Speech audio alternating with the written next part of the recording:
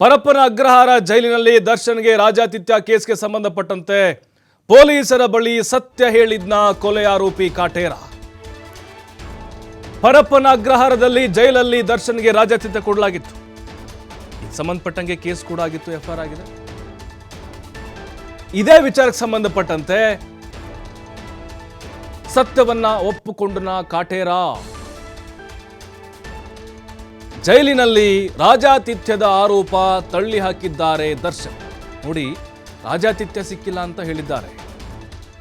ನಾನು ಜೈಲಿನಲ್ಲಿ ಯಾವ ರಾಜಾತಿಥ್ಯವನ್ನ ಅನುಭವಿಸಿಲ್ಲ. ನಾನು ವಾಕಿಂಗ್ ಮಾಡ್ತಾ ಇದ್ದಾಗ ವಿಲ್ಸನ್ ಗಾರ್ಡನ್ ನಾಗ ಕರೆದ ಅಂತ ನಾನು ಅಲ್ಲಿ ಹೋಗಿ ಕುಳಿತುಕೊಂಡೆ ಅಷ್ಟೇ. ಆದರೆ ಅವ್ರ ಬಳಿ ಸಿಗರೇಟ್ ಪಡೆದಿದ್ದು ನಿಜ ಅಂತ ದಾಸ ಹೇಳಿದ್ದಾರೆ. ನೋಡಿ, ನಿಜಾನೇ ಇದು. ನಾನು ಬೇಕು ಅಂತ ಹೋಗಲಿಲ್ಲ, ವಾಕಿಂಗ್ ಅಂತ ಹೋಗಿದ್ದೆ. ರೌಡಿ ಶೀಟ್ರ್ ವಿಲ್ಸನ್ ಗಾರ್ಡನ್ ನಾಗ ಕೂತಿದ್ದ, ಕರೆದ, ನಾನಲ್ಲಿ ಹೋಗಿ ಕುಳಿತುಕೊಂಡೆ ಅಷ್ಟೇ.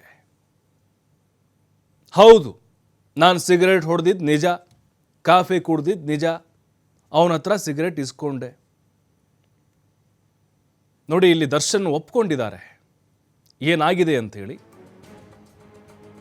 ಇಲ್ಲಿ ಸಹಜವಾಗೇ ರಾಜಾತಿಥ್ಯ ಸಿಗ್ತಾ ಇದೆ ಅನ್ನೋದು ಗೊತ್ತಾಗ್ತಾ ಇತ್ತು ನಮಗೆ. ಈಗ ಅಲ್ಲಿ ಕೈದಿಗಳು ಕೂತ್ಕೊಂಡು ಆ ಹೊರಾಂಗಣದ ಮುಂದೆ ಟೇಬಲ್ ಹಾಕ್ಕೊಂಡು ಮಗ್ ಹಿಡ್ಕೊಂಡು ಕಾಫಿ ಸಿಗರೇಟು ಆರಾಮಾಗಿ ಹರಟೆ ಹೊಡಿತಾ ಕೂತ್ಕೊಂಡಿದ್ದಾರೆ ಅಂತಂದರೆ ಮತ್ತು ರಾಜಾತಿಥ್ಯನೇ ಅಲ್ವಾ ಇದು?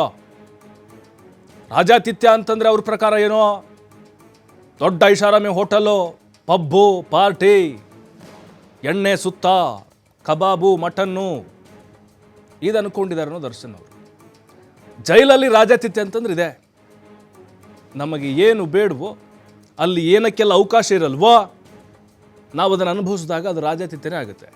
ಸಿಗರೇಟ್ಗೆ ಅವಕಾಶ ಇದೆಯಾ ಅಲ್ಲಿ? ಇಲ್ಲ. ಕಾಫಿ ಕುಡಿಯೋಕ್ಕೆ ಆಯ್ತು ಬಿಡಿ, ಕಾಫಿ ಕುಡ್ಕೊಳ್ಳಿ ಅಂತ ಅನ್ಬೋದು. ಸಿಗರೇಟ್ಗೆ ಅವಕಾಶ ಇಲ್ಲ. ಈ ರೀತಿ ನೋಡಿ, ಇಲ್ಲಿ ರಾಜಾತಿಥ್ಯದ ಫೋಟೋ ನೋಡ್ತಾ ಇದ್ದೀರಿ ನೀವು. ಐಷಾರಾಮಿಯಾಗಿ ಆರಾಮಾಗಿ ಬಿಂದಾಸಕ್ಕೆ ಕುತ್ಕೊಳ್ಳೋಕೆ ಅವಕಾಶ ಇಲ್ಲ. ಟೇಬಲ್ ವ್ಯವಸ್ಥೆ, ಕುರ್ಚಿ ವ್ಯವಸ್ಥೆ ಅದು ಯಾವುದೂ ಇಲ್ಲವೇ ಇಲ್ಲ ಅಲ್ಲಿ. ಅದು ಮಾವನ ಮನೆ ಎಲ್ಲ ಕುತ್ಕೊಳ್ಳೋಕ್ಕೆ. ಹಾಗಾಗಿನೇ ದರ್ಶನ್ ಅವರು ನಿಜ ಹೇಳಿದ್ದಾರೆ, ನಾವಿಲ್ಲ ಅಂತ ಹೇಳ್ತಿಲ್ಲ. ಹೌದು, ನಾನು ವಾಕಿಂಗ್ ಮಾಡ್ತಿದ್ದೆ, ನಾಗ ಕರೆದ, ಹೋದೆ, ಸಿಗರೇಟ್ ಸಹಜವಾಗೇ ಸ್ಮೋಕ್ ಮಾಡ್ತಾರೆ ದರ್ಶನ್ ಅವರು. ಸಿಗರೇಟ್ ಕೇಳಿದೆ, ನಾಗ ಕೊಟ್ಟ, ನಾನು ಸೇದ್ದೆ, ಅಷ್ಟೇ. ಇದೇ ರಾಜಾತಿಥ್ಯ ಅಂಥೇಳಿ ಎಲ್ಲ ಕಡೆ ಸ್ಪ್ರೆಡ್ ಆಯಿತು. ಹೌದು, ಇದೇ ಒಂದು ಫೋಟೋ ಇದೆ ಅಲ್ವಾ, ನೀವು ಬಳ್ಳಾರಿ ಹೋಗಲಿಕ್ಕೆ ಕಾರಣ ಆಗಿದ್ದು. ಆಮೇಲೆ ವಿಡಿಯೋ ಕಾಲಲ್ಲೂ ಕೂಡ ಮಾತಾಡಿದ್ದು, ಅದನ್ನು ಹೇಳಿದ್ದಾರಂತೆ.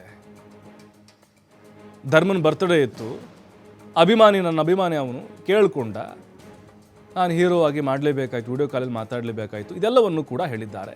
ಬಟ್ ಏನೇ ಆದರೂ ಕೂಡ ಅಲ್ಲಿ ಕೆಲವೊಂದಿಷ್ಟು ನಿಯಮಗಳನ್ನು ಉಲ್ಲಂಘನೆ ಮಾಡಿದರೆ ಅದು ರಾಜಾತಿಥ್ಯನೇ ಅನ್ನೋದು ಬಹಳ ಸ್ಪಷ್ಟವಾಗಿ ಅರ್ಥ ಆಗುತ್ತೆ ಕೆಲವೊಂದಿಷ್ಟು ಫೋಟೋ ವಿಡಿಯೋಗಳನ್ನು ನೋಡಿದರೆ.